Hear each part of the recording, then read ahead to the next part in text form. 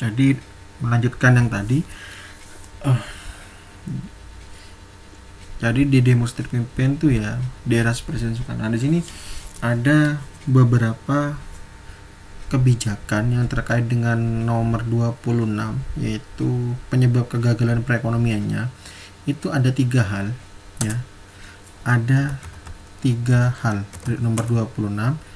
Itu yang pertama itu adalah masalah ekspor dan investasi gitu ya. Sini masalah ekspor dan investasi ini merosot ya, mungkin karena memang pada masa demokrasi terpimpin itu ada yang mengatakan Soekarno agak sedikit otoriter ya, karena memang seluruh pemerintahan itu diambil alih oleh Soekarno. Beda seperti parlementer ya. Kalau parlementer itu kan sistem pemerintahannya masih ada perdana menteri gitu ya, masih ikut berperan di situ. Nah, kalau di terpimpin tidak. Jadi tongkat kepemimpinan 100% diambil oleh presiden ya.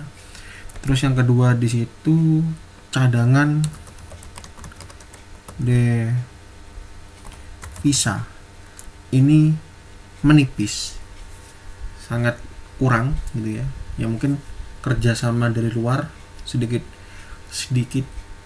jarang, karena pada masa demokrasi terpimpin juga terjadi berbagai macam pemberontakan, seperti pemberontakan DI, TII, PRRI, Permesta dan macam-macam gitu ya.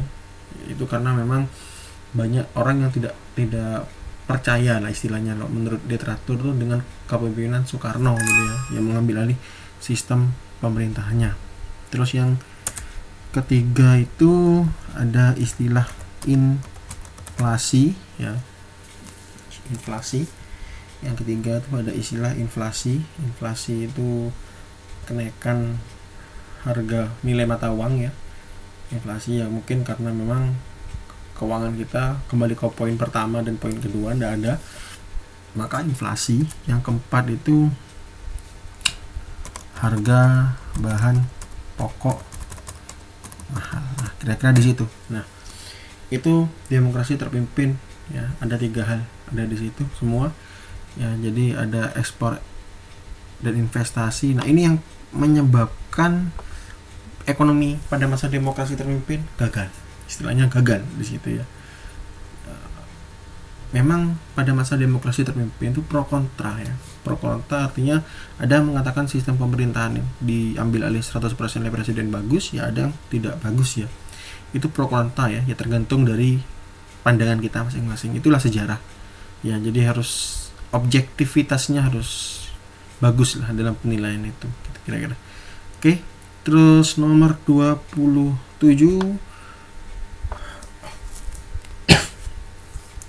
keterbukaan informasi pada masa reformasi ditunjukkan oleh B.J. Habibie dengan dikeluarkan kebijakan. Nah, ini nomor 27 ini berhubungan dengan pers. Untuk nomor 26 tadi jawabannya itu sudah jelas yang E ya, ini jawaban nomor 26. Terus nomor 27 itu jawabannya yang ini, nomor A, pemberian izin terhadap pendirian televisi swasta. Kenapa kok jawabannya A? Alasannya gini ya, kalau ada di materi PPKN lah itu ya, mungkin kalian pernah membaca itu. Di zaman B.J. Habibie itu ada 2 program pokok ya. Yang pertama itu masalah Undang-Undang nomor 39 tahun 1999. Yang kedua itu masalah Undang-Undang nomor 40 tahun 1999. Di sini ya ada 2 program pokok. Nah, yang disoroti dari soal nomor 27 ini, kenapa kok jawabannya A? Itu ada di sini ya. Adik-adik semua ada di sini sorotannya. Nah, undang-undang. Nah, ini berbicara masalah pers ya. Pers atau media. Nah, pada zaman B.J. Habibie itu silakan orang, kalau di zaman Orde Baru kan semua terpusat kepada TVRI yang punya gawe lah, TV negara itu TVRI, gak ada yang namanya TV-TV yang lain selain TVRI. Nah, kemudian di era B.J. Habibie ya, karena gak ada istilahnya kebebasan pers atau kebebasan media yang didasarkan pada undang-undang yang di sini gitu ya, maka Habibie memberikan leluasa untuk izin pendirian televisi swasta. Artinya di situ ada demokrasi berpendapat. Makanya lahirlah Indosiar, SCTI. Kalau dulu ada yang namanya TPI gitu ya. Kalau kalian pernah nutut ya. Nah, disitulah program yang sangat bagus lah ya dari program B.J. Habibie. Jadi jawabannya yang A. Itu nomor 27 ya. Nomor 28, para anggota panitia persiapan kemerdekaan atau yang disebut sebagai PPKI ya, diizinkan Jepang untuk menjalankan kegiatan mencapai kemerdekaan dengan mempertimbangkan hal-hal berikut kecuali ya. Ini kecuali ya, berarti kecuali itu yang bukan ya. Kalau kita cek yang bukan itu adalah yang B ya, bangsa Indonesia menyelesaikan perang yang sedang dihadapi.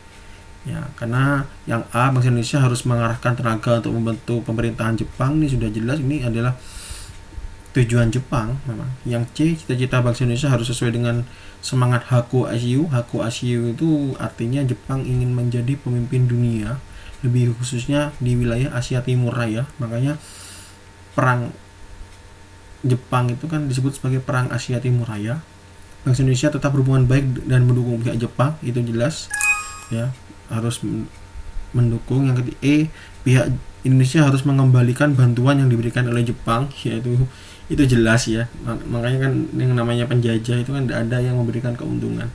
Meskipun Jepang mengatakan Indonesia adalah saudara tua gitu ya, yang lewat ini apa namanya itu, kalau kalian pernah tahu di istilah Jepang itu yang disebut sebagai gerakan 3A katanya gitu ya, yang itu istilahnya Nippon, Cahaya Asia, Nippon Pelindung Asia katanya gitu, Nippon Pemimpin Asia katanya begitu ya. Ini sama aja ya, ini meskipun pelindung Asia, meskipun di sini ada saudara tua saudara muda lah ya, sama, namanya penjajahan tuh semuanya sifatnya politik ya. Jadi ya itu, jadi jawabannya yang B, yaitu nomor 28.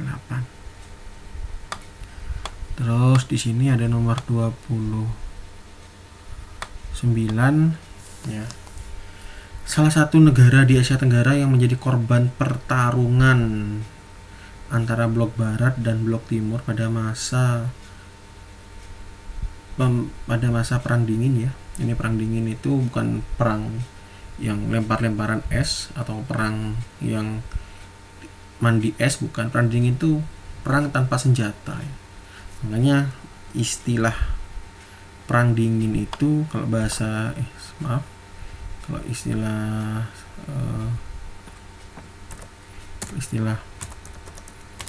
perang dingin itu bahasa gampangnya adalah perang ideologi ya. Itu bahasa gampang ya. Kenapa kok perang ideologi? Perang pemikiran istilahnya di situ, perang pemikiran.